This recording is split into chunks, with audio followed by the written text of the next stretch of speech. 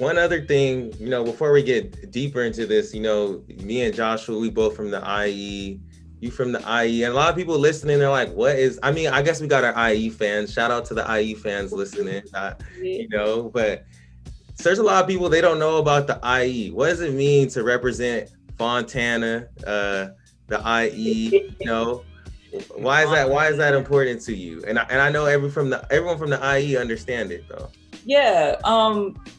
Well, I wouldn't say like it's a rivalry with any other, like LA or the Northern California or anything like that. But I like to make it. I mean, the Inland Empire is huge. Mm-hmm. So sometimes I feel like we're overlooked as an area when there's such great athletes that come out of the area. We have like Fontana, Rialto, Riverside. I mean, it's a huge area. So you just kind of walk around with a chip on your shoulder because you made it out of there and you're still representing.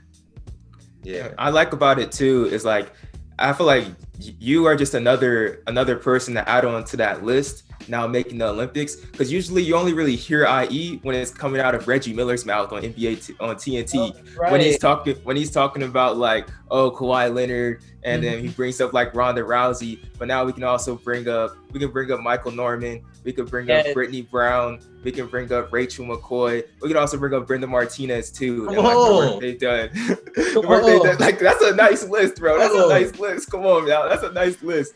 So like nice list.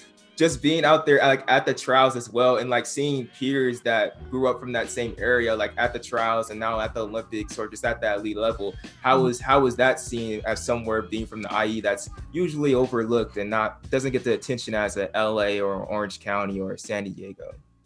Well, it's funny, like two of the names that you just said, I didn't even know they're from the Inland Empire. So that's great news. I would just, I represent the Inland Empire with a tattoo. I'm not expecting everybody to get a tattoo, of course. I just wanted the people back home to know when I'm wearing my uniform, that's who I'm representing. So I can only hope that the other athletes from that area find their own way to represent where we're from. Most definitely. Yeah. Shout out Corey Carter too. Corey Carter's from the Inland Empire? Yeah. That's so crazy. She lives in Austin. I see her like kind of often. Yeah, she like on the border. She on the border though, Claremont. Come on, but she on the opposite IE. Bro, I'm gonna ask her. 551 area code, Joshua. Come on, bro. Hey man, that's what they gave me. That's Verizon. Verizon, they gotta change that.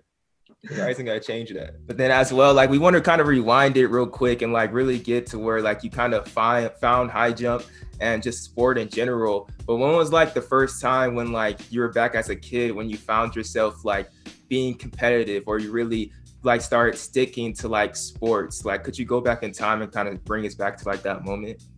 I wasn't in an organized sport until going into my freshman year of high school, ironically. But competitive spirit has always been there. I have a brother that's older than me by 5 years, and every chance I got, like, do you want to race, Curtis? I bet you I can do this faster. I bet you I can do this better. Yeah. So it was competitive just away from sport. My freshman year of high school, I was introduced to basketball.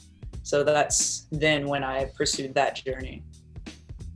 So you didn't play basketball like before then, like just on the playground or nothing? Nope. And that's crazy because, well, for the people, they don't know yet, but I'm about to tell them, like you ended up getting like a scholarship for basketball, and that's like initially what you were going to do. So the fact that like, Aaron, this girl is talented. That's all I got. She's talented. Hey, I didn't see that in my research. I didn't know that she got a scholarship for basketball too. Yep. I went to Long Island University in Brooklyn for half a second.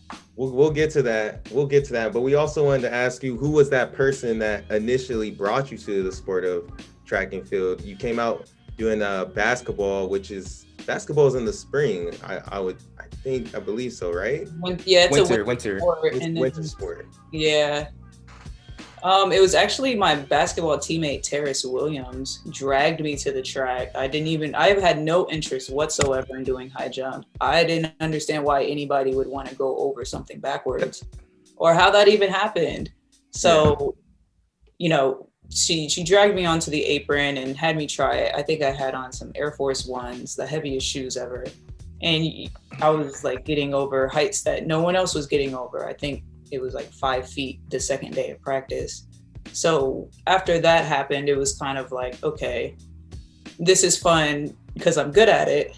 Yeah, I still don't understand it, but I get to jump really high and the bar keeps going up. So as long as I keep jumping high, I'm still in the competition. I was gonna say, how did your first year at high jump, how did that end? Did you, because I know you made it to state twice. Was that one of the years that you made it to state? It wasn't. So my track season got pulled prematurely because I got in trouble at home.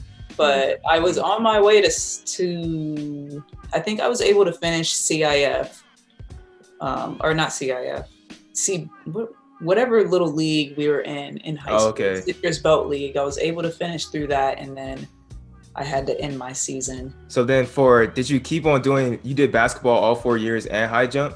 Mm-hmm. Yeah, I did high jump 2011, 2013, and then I did basketball all 4 years.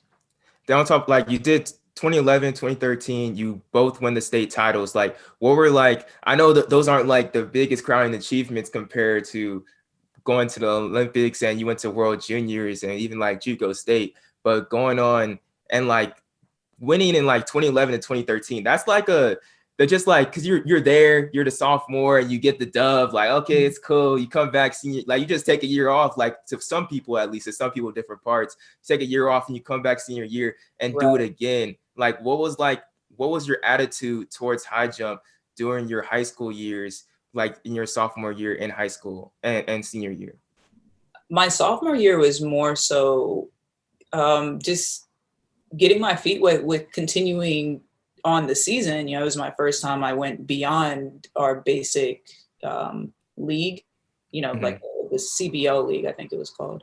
So like this was the first time I went to CIF, and then I think there was masters after, and then there was state. So, I mean, the winning jump, that one state, I actually wasn't even planning on jumping. I was planning on doing a run through. So that's how new and, you know, nervous I was, that I didn't even know when I was going to jump or not. I didn't have a mark. I didn't have tape. I just kind of went back there and just looked and just jumped over like that. Damn, that's just raw talent. And I really do think, like, we see it with, I would just say, even my experience just running track, like high jumpers are some of the best athletes on the team, if not the best athlete. Like, I remember, a shout out Juan, my homie from APU. Like, this dude had so much just raw talent. Maybe he didn't practice the hardest, but he was at least going to get 6'10" easy. And then we out playing basketball.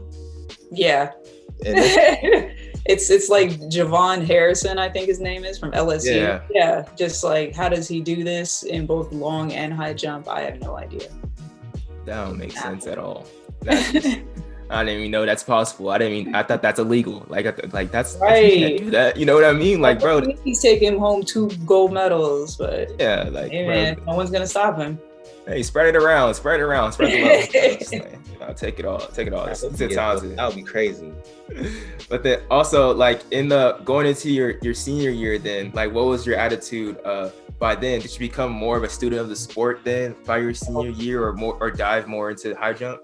I wish. No, I was actually super apprehensive on even jumping my senior year because I had to reclaim my title. Like, someone took my title because I wasn't there to defend it. So senior year was like returning back to the stage that I left in search of something that was mine before. So I talked to my athletic director, John Romanoli, Rome for short, and he just kind of talked me into it and just said, you know, you never know what will happen. So I was more focused in my own way. For some strange and odd reason, I just thought all I had to do was calf raises. So all I did working out was like calf raises, but I guess it boosted my confidence.